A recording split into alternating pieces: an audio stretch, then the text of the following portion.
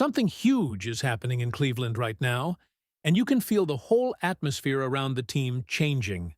The energy in practices is different, the competition within the roster is more intense than in years, and, for the first time in a long time, it seems like the organization is finally defining a clear identity on both sides of the court. There are new battles, new expectations, and a completely different mentality being built behind the scenes, which could reshape the franchise's future sooner than you think. But first, click the like button and subscribe so you don't miss any updates. Let's go!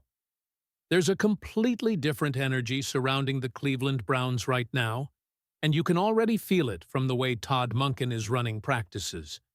This is not the same atmosphere Browns fans watched over the last few seasons. According to Zion Johnson, Monken has brought immediate accountability to the field, and players are being forced to stay sharp every single rep.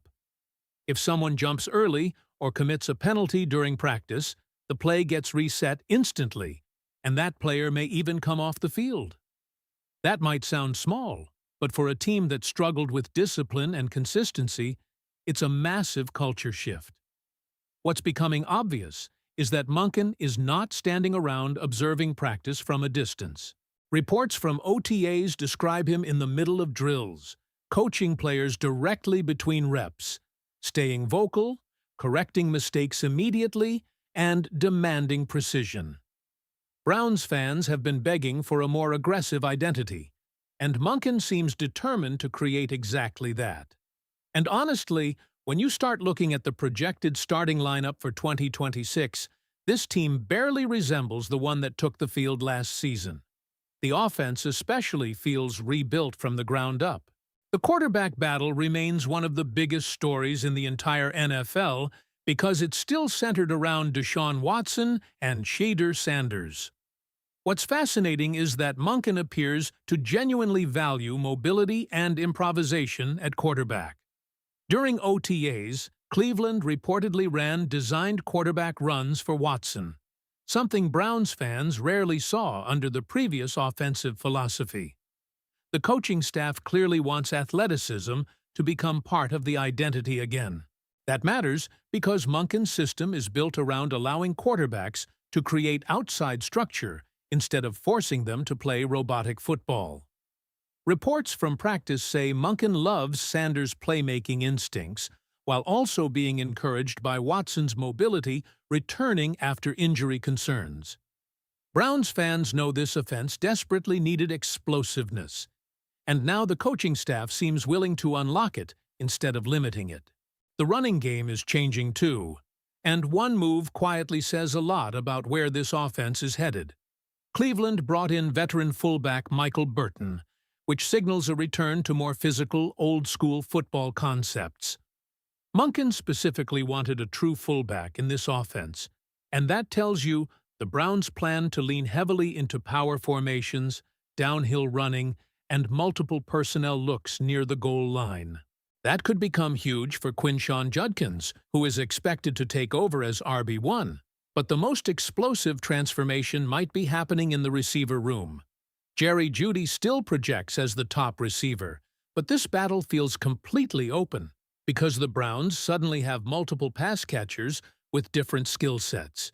Jeudy remains one of the best route runners on the roster despite the drops that continue frustrating fans. Then you add speed threats like Conception and Isaiah Bond, players who can stretch defenses vertically and create yards after the catch immediately. Denzel Boston might quietly become one of the most important additions in this entire offense. Reports from OTAs highlight his size, reliable hands, and underrated route running ability. Cleveland finally appears to have receivers that complement one another instead of overlapping skill sets. One guy wins with separation, another with speed, another with physicality. Defenses won't be able to focus on only one type of threat anymore.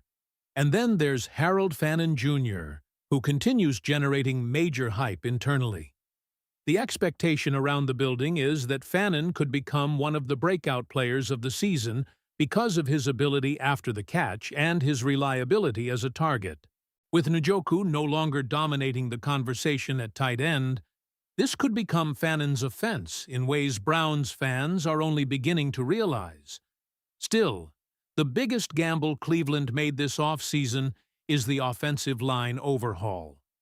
The Browns completely tore down the unit and rebuilt it with new starters across the board.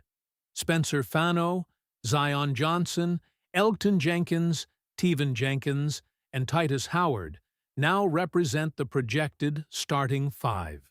That's an unbelievable amount of change for one offseason, but honestly, it had to happen after Cleveland's offensive tackles struggled badly in pass protection last year.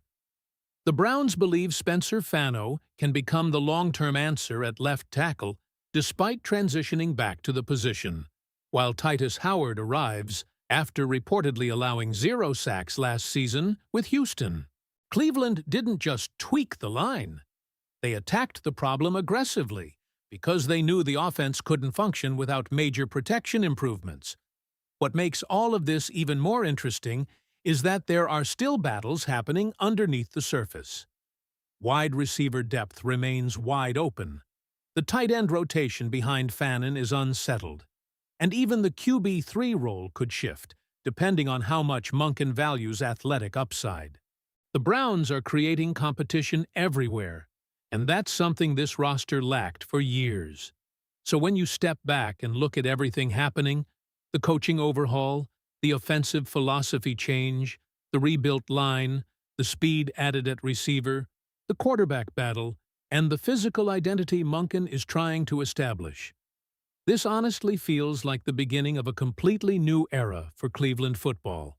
The question now is whether all these changes will finally translate into the explosive offense Browns fans have been waiting to see for years. What do you think, Browns fans? Is Todd Monken the coach who finally unlocks this offense and changes the direction of the franchise? What makes this situation even more fascinating is that the Browns are not trying to slowly transition into Todd Monken's system. They are throwing themselves fully into it immediately. You can see it in the way the roster was rebuilt, the types of players they targeted, and the kind of depth battles developing all across training camp. Cleveland clearly believes the old formula was not enough anymore, and now there's pressure on everyone inside the building to prove they belong in this new direction. One of the sneaky storylines nobody is talking about enough is the quarterback depth battle behind Watson and Shedeur Sanders. Dylan Gabriel may technically hold the QB3 spot right now, but there's growing intrigue around Talon Green because of the exact type of athleticism Monken loves in his offense. The Browns are prioritizing mobility more than ever before, and that could completely reshape who survives final roster cuts. Cleveland may even try to stash someone on the practice squad just to avoid losing upside at the position. The wide receiver room is even crazier when you start breaking down the competition for those final roster spots. Cedric Tillman suddenly feels like a player whose future in Cleveland is uncertain. There's legitimate discussion about whether the Browns could eventually move on from him because of how crowded this room has become. Gage Larvadain continues generating buzz because of his chemistry with Shedeur Sanders, while Malachi Corley still has supporters internally because of the creative ways he was used previously. Then there's Tylan Wallace, who Monken brought over from Baltimore, Luke Floriea, who flashed enough to keep fans interested, and undrafted rookie Aaron Anderson out of LSU, who has reportedly turned heads already. That's what's so different about this Browns offense now. It's not just about one or two stars anymore. There's speed everywhere, competition everywhere, versatility everywhere. Defenses won't be able to relax against Cleveland because there are suddenly multiple players capable of making explosive plays after the catch. Browns fans have spent years watching this offense feel predictable, and now there's finally unpredictability built into the roster itself. The tight end room also deserves attention because Monken historically loves using multiple tight ends, and Cleveland is quietly building depth there again. Harold Fannin Jr. is expected to be TE1, but the battle behind him is wide open. Joe Royer enters the conversation immediately after being drafted out of Cincinnati, while the Browns also added Jack Stoll in free agency and brought back Whitehart and Bates. That may not sound like the biggest storyline on paper, but in Monken's offense, the second tight end matters a lot. Whoever wins that role could end up playing major snaps every week. Then you shift over to the coaching staff itself, and it becomes obvious Monken wanted people who matched his football mentality. Travis Switzer arrives from Baltimore to help coordinate the run game, which perfectly aligns with the physical offensive identity Cleveland is trying to create. Meanwhile, Mike Rutenberg takes over as defensive coordinator, and there's real excitement around him internally because of his intensity and football obsession. Reports indicate Monken loved Rutenberg's passion during interviews because both coaches share that non-stop football mentality. The defense itself may actually remain the strength of this team, though, especially up front. When you look at the projected defensive line, it honestly has a chance to become one of the nastiest units in football. Myles Garrett remains the centerpiece, but adding Mason Graham to the interior changes everything. Pair him with a healthy Malik Collins and Alex Wright, and suddenly offensive lines are dealing with pressure from every angle. Cleveland also added depth pieces like Logan Fano, Kalaya Davis, Aiden Huntington, and Isaiah McGuire because they know defensive line rotation matters over a long NFL season. The linebacker room changed significantly after Devin Bush's departure, but the Browns may have found the perfect replacement in Quincy Williams. That connection with Mike Rutenberg matters because Williams previously thrived under him with the Jets. Cleveland believes his speed, aggressiveness, and energy can immediately replace what Bush brought to the defense last season. And alongside Carson Schwessinger, who already looks like one of the foundational young defenders on this roster, the Browns still feel strong in the middle of the field. The secondary remains mostly intact, which is exactly what Cleveland wanted. Denzel Ward continues to lead the cornerback room and still plays like one of the elite defensive backs in football when healthy. Tyson Campbell opposite him gives the Browns another reliable outside presence, while the team continues trying to build depth through younger players and undrafted signings like D'Angelo Ross. The philosophy defensively is clear.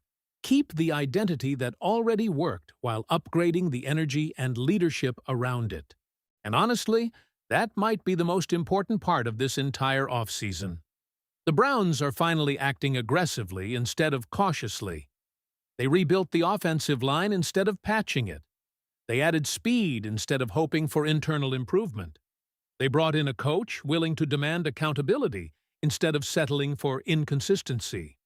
For the first time in a while, it actually feels like Cleveland has a unified vision for what they want this football team to become. Now the pressure shifts to the players because expectations are going to rise quickly if this offense starts showing signs of life during preseason and early regular season games. Browns fans have heard promises before, but this roster genuinely looks different. The attitude feels different. The coaching style feels different. And if Monken successfully unlocks the athleticism of his quarterbacks, while this defense continues playing at a top 5 level, Cleveland could become one of the most unpredictable teams in the NFL this season. Make sure you subscribe, hit that like button, and turn on notifications because all the biggest Browns updates are happening right here first. And if you want more breaking news, roster battles, and exclusive Browns coverage, click the video on your screen right now because you won't want to miss what's coming next.